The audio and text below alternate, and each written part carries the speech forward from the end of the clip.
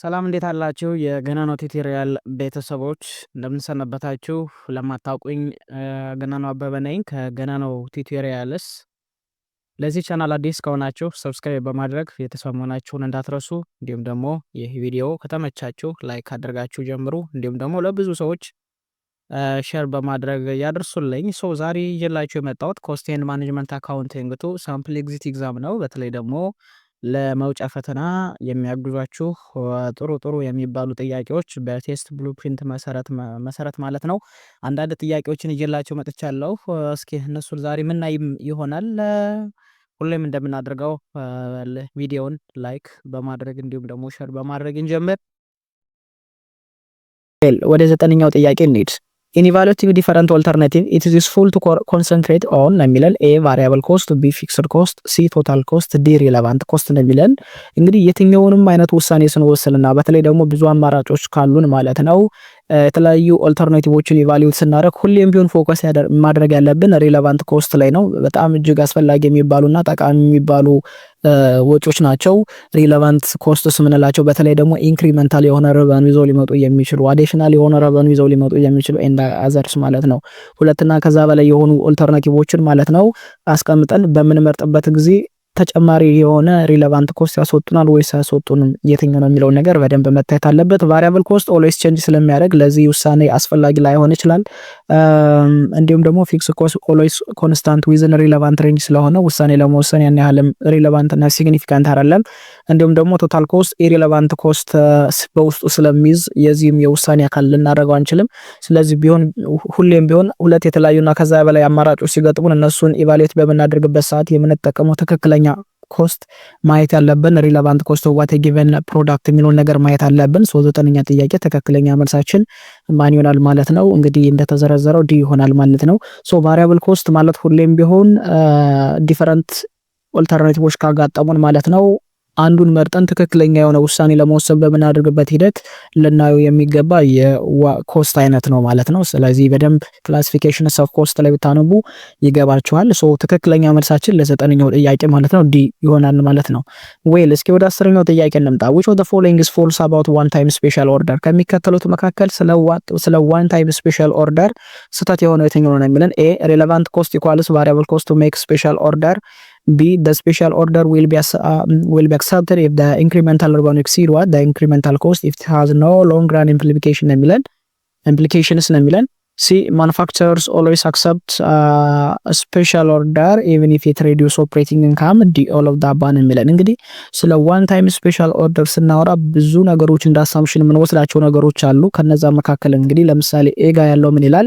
relevant cost equals variable cost to make special order ነው የሚለን። በone time special order ጊዜ relevant cost የምንላቸው ብዙ ጊዜ variable ኮስቶችን ነው። to make special order ለማድረግ ማለት ነው variable ኮስትን እንደ relevant እና እጅግ ጠቃሚ ኮስቶች ብለን እንወስዳቸው እንችላለን። ቢጋ ያለው ደግሞ በተመሳሳይ ስፔሻል ኦርደር አክሰፕት መደረግ አለበት ኢንክሪመንታል ረቨኑ ወይም ተጨማሪ የሆነ ገቢ ከድርጅቱ ሊያስመጣ የሚችል ከሆነ ነው የሚለን። ለድርጅቱ የሚያመጣ ከሆነ ነው የሚለን። ትክክል ነው። ሲጋ ያለው ምርጫ ስትመለከቱ ምን ይላል?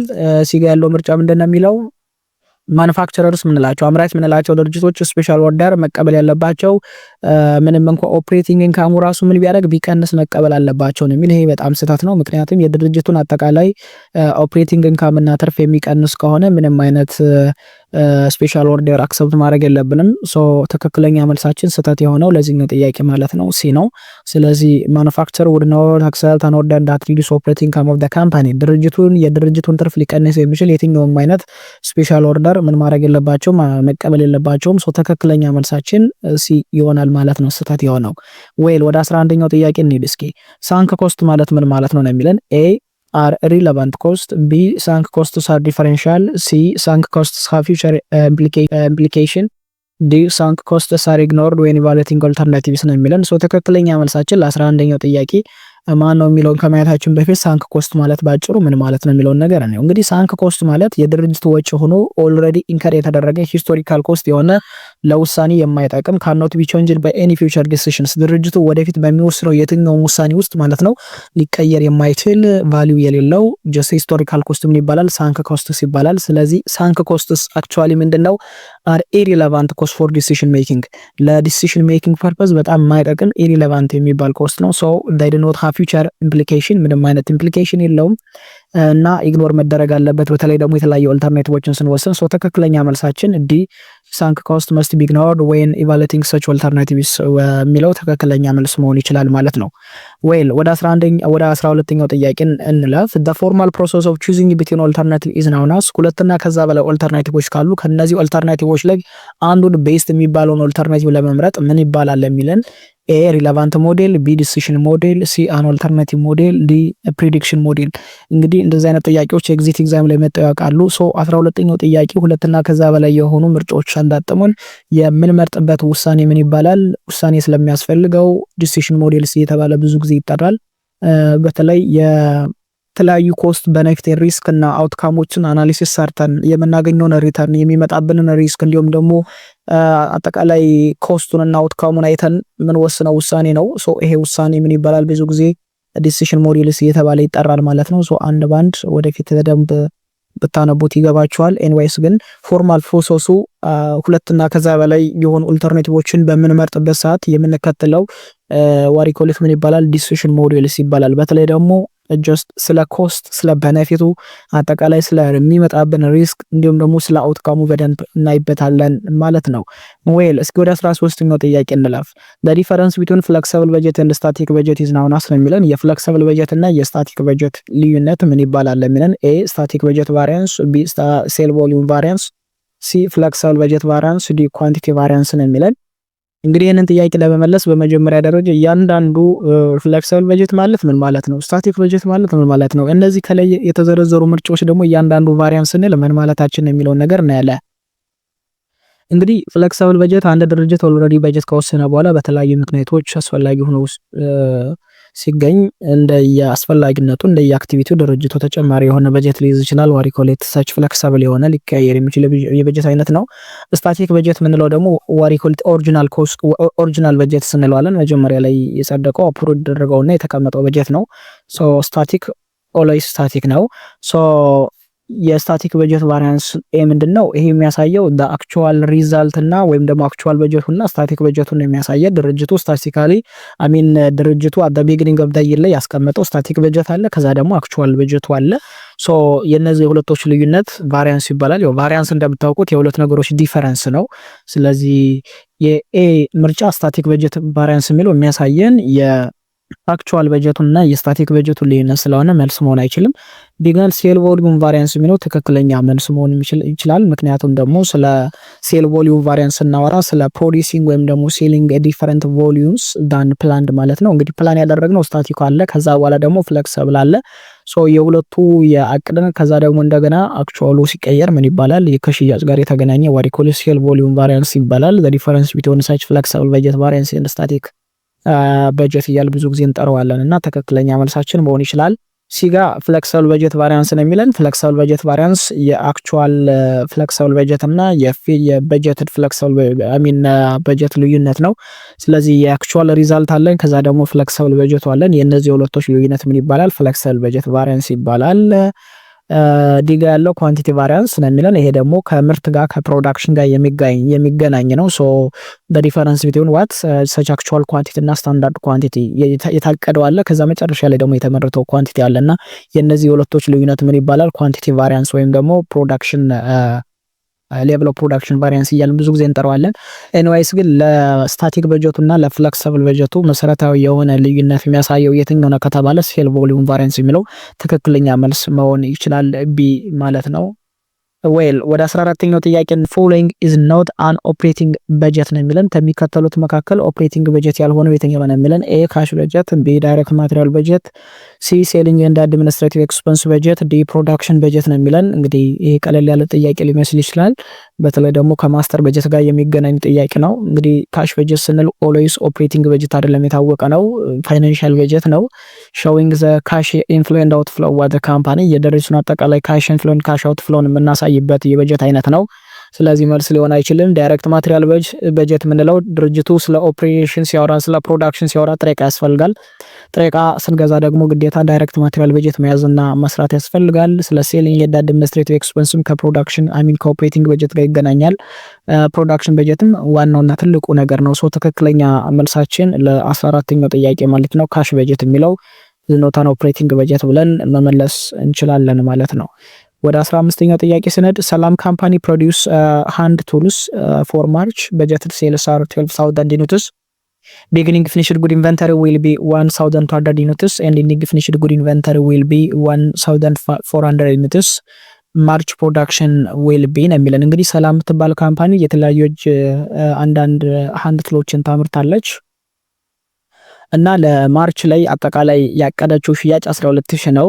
ቢጊኒንግ ፊኒሽድ ጉድ ያላት ደግሞ ወደ 1200 ከባለፈው አመት ትራንስፈር የተደረገና በዚህ አመት የመጣለ እንዲሁም ደግሞ ኢንዲንግ ፊኒሽድ ጉድ ማለት በአመቱ መጨረሻ ላይ ማርች ላይ ማለት ነው። በማርች በወሩ መጨረሻ ላይ ያላት 1400 አለ። ስለዚህ at the end of the month ማለት በማርች መጨረሻ ላይ አጠቃላይ የተመረተው ፕሮዳክሽን ስንት ነው ላይ ተባለው ኤ 10900 ቢ 11800 ሲ 12200 ዲ 14600 ነው የሚለን። እንግዲህ ይህንን ጥያቄ ለመስራት ማስተር በጀት ላይ ነው አሁንም ያለ ነው እንዳትረሱ። we can solve this is the production budget formula። እንግዲህ ፕሮዳክሽን በጀት ፎርሙላ ተጠቅመንም በቀላሉ መስራት እንችላለን። ፕሮዳክሽን በጀት ፎርሙላ አጠቃላይ የተመረተ ፕሮዳክት እንዴት ነው የሚፈልግ ስንል ሪኬር ፕሮዳክሽን ወይም ደግሞ ፕሮዳክሽን በጀት ማለት በጀትድ ሴል አጠቃላይ በጀትድ ሴል ሲደመር ኢንዲንግ ኢንቨንተሪ ሲቀነስ ቢጊኒንግ ኢንቨንተሪ አድርገን ነው የምንሰራው። ምን ማለት ነው?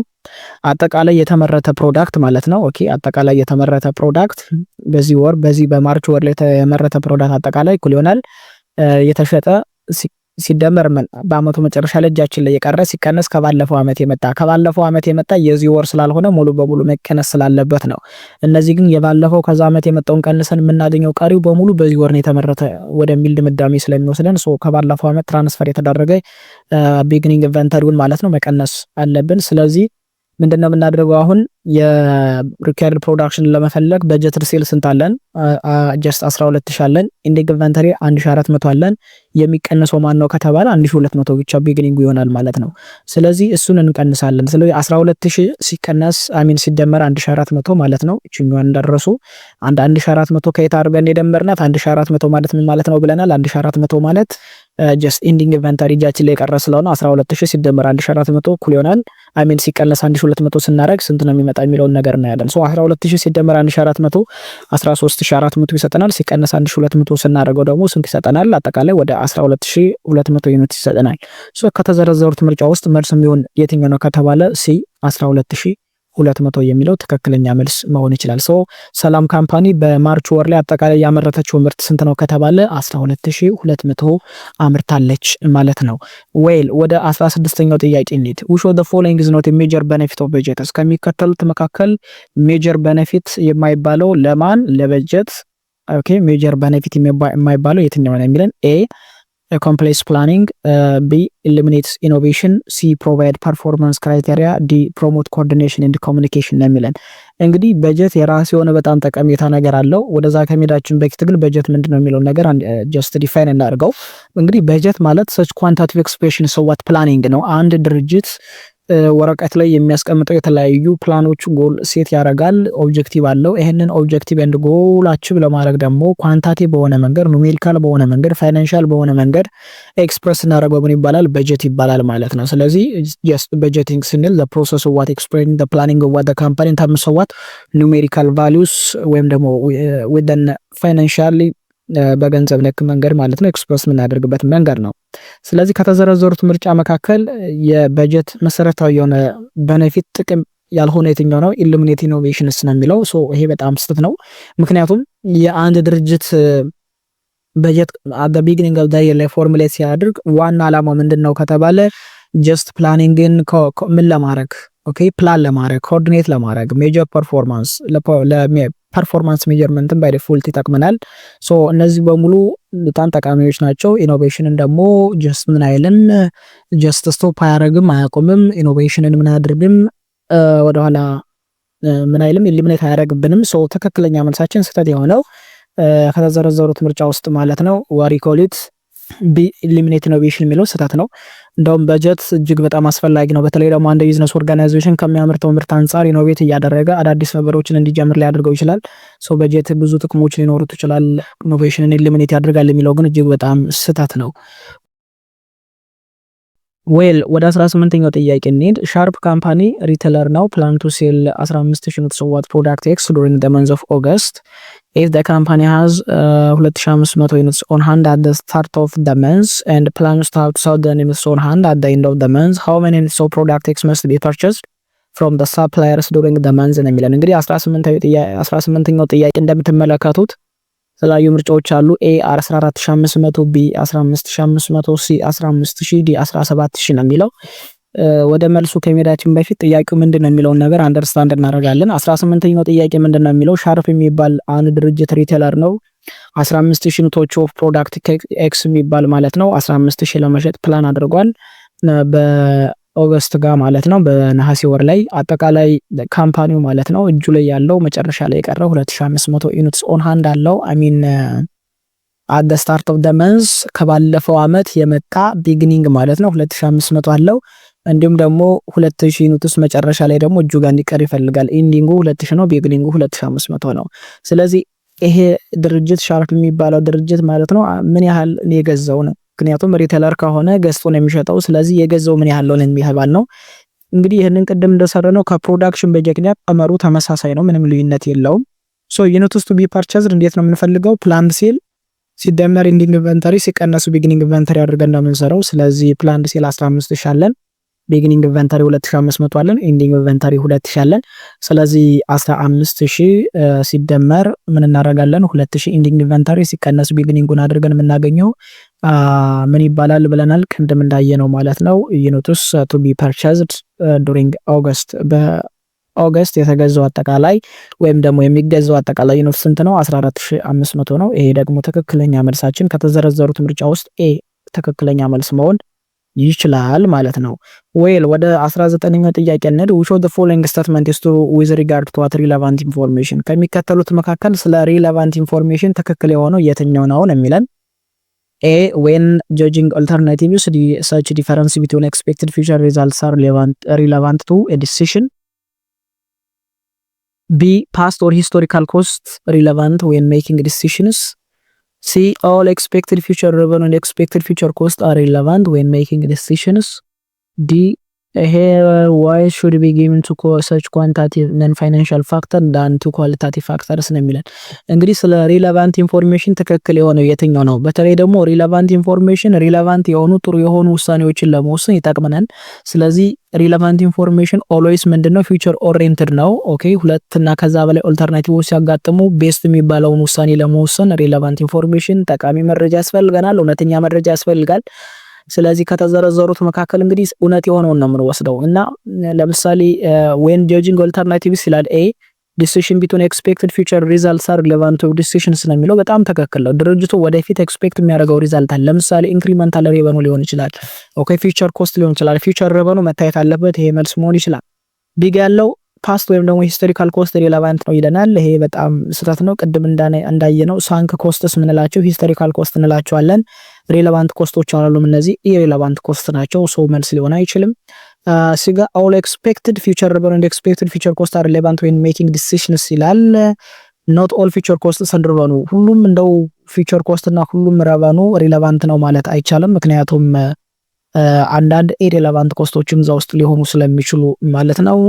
ዲ such quantitative እና qualitative factor ነው የሚለን። ይሄ ደግሞ it depends on what the decisions ፊክስድ የሆነ ህግና ሩል የለም። ሶ ስለ ሪሌቫንት ኢንፎርሜሽን በጣም ትክክል የሆነ የትኛው ነው ከተባለ ሁለቱንም ኦልተርኔቲቭ ጆጅ ስናደርግ ሁሌም ቢሆን የኤክስፔክትድ ፊውቸር revenue እና ኤክስፔክትድ ፊውቸር ኮስቱን ምን ማድረግ አለብን? ማየት አለብን፣ መለየት አለብን የሚለው ትክክለኛ መልስ መሆን ይችላል ማለት ነው። 19ኛው ጥያቄ ትክክለኛ መልሳችን ኤ ይሆናል ማለት ነው። ዌል ወደ 20ኛው ጥያቄ እንሂድ።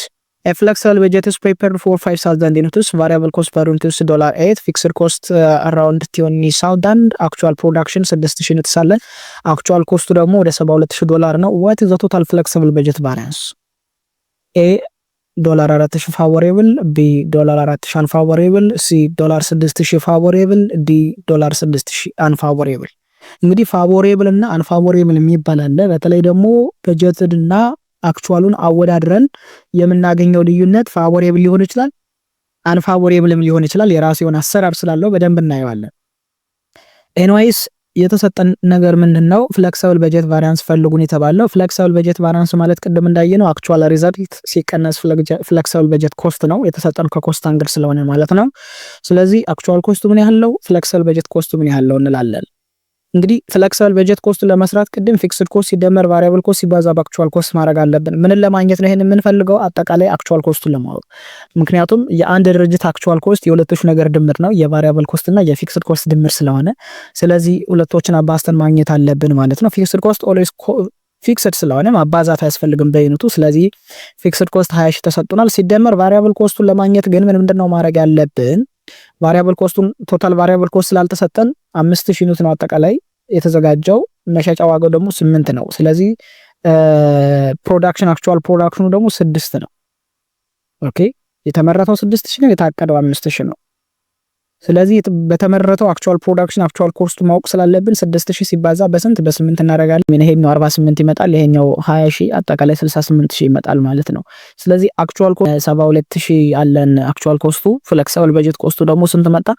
68000 መጥቷል። 68000 ስለዚህ ምን እናደርጋለን? አክቹዋል ኳንቲቲ ሲባዛ በዩኒት ቫሪያብል ኮስት ስለምናደርገው ነው። እሺ እዛ ጋር በ6000 ያባዘ ነው። ፍሌክሲብል በጀት ቫሪያንሱ 72000 ሲቀነስ 68000 ነው የሚሆነው። ሶ መጨረሻ ላይ እቺኛዋን አክቹዋል ኮስቱ ሲቀነስ ፍሌክሲብል በጀት ኮስት ስናደርግ ማለት ነው ምን እናደርጋለን? 72000 አክቹዋል ኮስቱ ሲቀነስ 68000 እዚህ ጋር ያገኘናት ቁጥር ማለት ነው ስንት ይመጣል? 4000። ግን ፋቮሬብል ነው ወይስ አንፋቮሬብል የሚለውን ነገር እንለያለን። እንግዲህ ከኮስት አንፃር ፋቮሬብል የምንለው እና አንፋቮሬብል ነው መቼ ነው የሚለውን ነገር እናያለን። ስለዚህ ድርጅቱ አጠቃላይ ያወጣው አክቹዋል ኮስቱ 72000 ነው።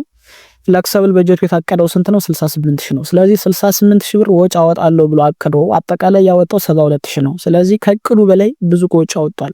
ስለዚህ ከእቅዱ በላይ ብዙ ወጪ ስላወጣ ፋቮሬብል ሳይሆን አንፋቮሬብል ኔጌቲቭ ነው የሚያመለክተው፣ እንደ ኔጌቲቭ። ኦኬ ከእቅድ በላይ ያወጣል።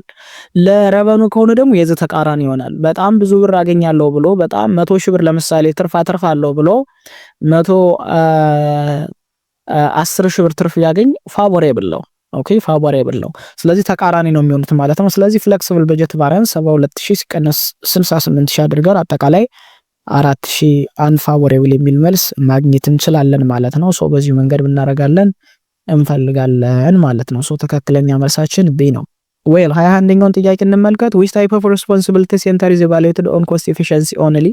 ከሚከተሉት መካከል የትኛው የሪስፖንሲቢሊቲ ሴንተር ነው በኮስት ኤፊሺየንሲ ላይ ሞር የሚመለከተው ነው የተባልነው? ኤ ኢንቨስትመንት ሴንተር፣ ቢ ረቨኑ ሴንተር፣ ሲ ኮስት ሴንተር፣ ዲ ፕሮፊት ሴንተር ነው የሚለው። ይሄ ደግሞ የኮስት ኤንድ ማኔጅመንት አካውንቲንግ ቱ ላይ የመጨረሻው ቻፕተር ላይ ስለ ሪስፖንሲቢሊቲ ኦፍ አካውንቲንግ ስለ ሪስፖንሲቢሊቲ ሴንተር የሚያወራበት ፓርት ነው።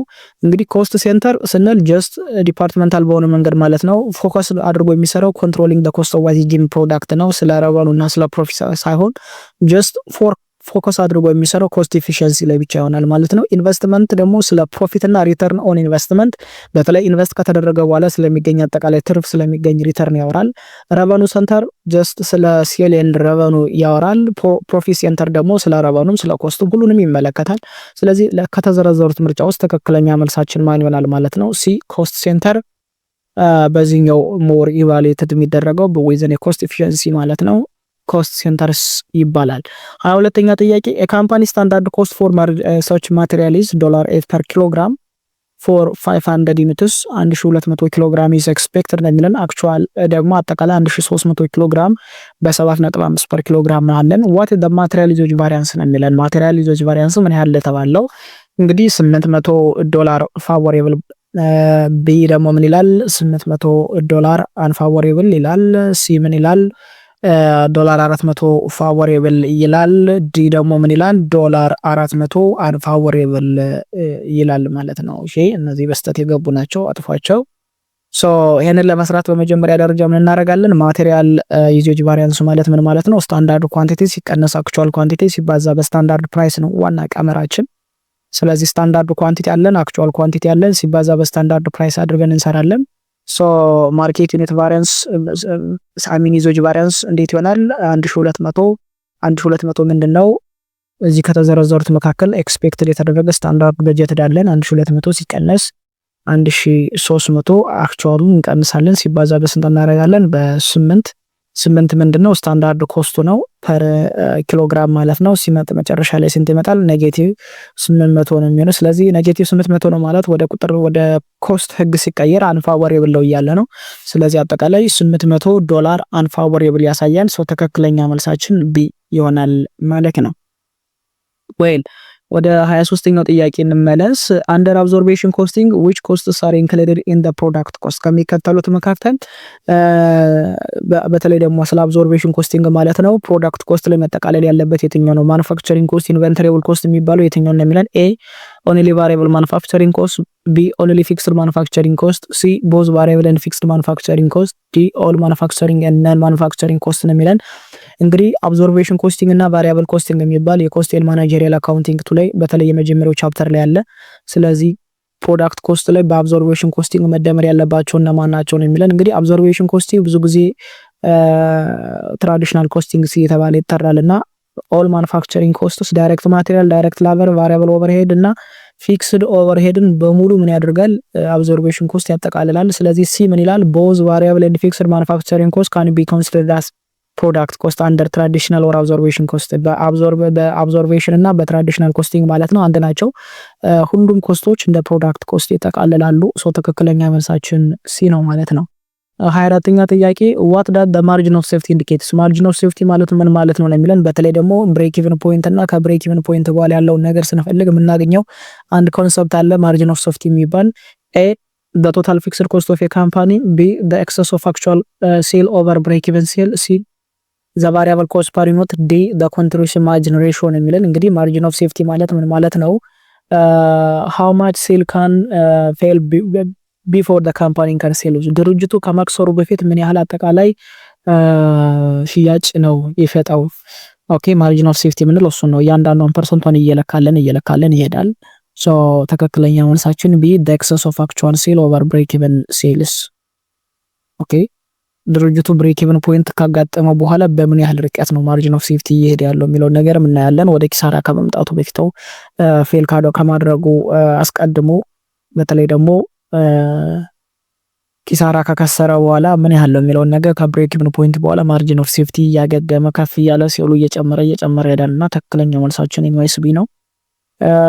ኮስት ፕላስ ፕራይሲንግ ሚንስ ኤ just setting price based on customer willingness to pay፣ b adding a markup to the product cost፣ c setting price lower than competitors in the market፣ d charging the highest price initially and lowering later ነው የሚለን። እንግዲህ ስለ ኮስት ፕላስ ፕራይሲንግ ስናወራ ስለ ማርክአፕ እያወራን እንደሆነ መርሳት የለባችሁም። ስለዚህ ሜቢ ቶታል ኮስትን ስንፈልግ ጀስት አዲስ የፕሮፊት ማርጂን እንደምንና ነው ዲተርማይን የምናደርገው ሴሊንግ ፕራይስን። ምክንያቱም አንድ ድርጅት የመሸጫ ዋጋ ወይም ደግሞ ሴሊንግ ፕራይስን ለመፈለግ ግዴታ ምን ማድረግ አለበት? ሴሊንግ ፕራይስ እኩል ይሆናል። ኦኬ ምን ማድረግ አለበት? ሴሊንግ ፕራይስ ኢዝ ኢኳልስ ቱ ምን እናደርጋለን? ዩኒት ኮስት ኦፍ ኤ ጊቨን ፕሮዳክት ሲደመር ምን ማድረግ አለበት? ማርክአፕ ማለት ትርፍ ነው። የፈለገውን አማውንት ሶፍትዌር ፐርሰንት ይወስዳል። ማርክአፕ እናደርግና እንሰራለን። ስለዚህ ላይ 25ኛው ጥያቄ ትክክለኛ መልሳችን አዲንግ ማርክአፕ ቱ ዘ ፕሮዳክት ኮስትስ፣ ድርጅቱ ባወጣው ኮስት ላይ ቺንዋን ማርክአፕ ፈልገን ምን እናደርጋለን? ሴሊንግ ፕራይስ እንፈልጋለን። ለምሳሌ ዩኒት ኮስቱ 10 ብር ከሆነ የመሸጫ ዋጋው ደግሞ 12 ብር ማድረግ ቢፈልግ 12 ብር ይኮነናል። 10 ብር ሲደመር ትርፉ ማርክአፑ ስንት ነው? 2 ብር ነው ማለት ነው። ሶ በዚህ መንገድ ምን ማድረግ እንችላለን? መፈለግ እንችላለን ማለት ነው።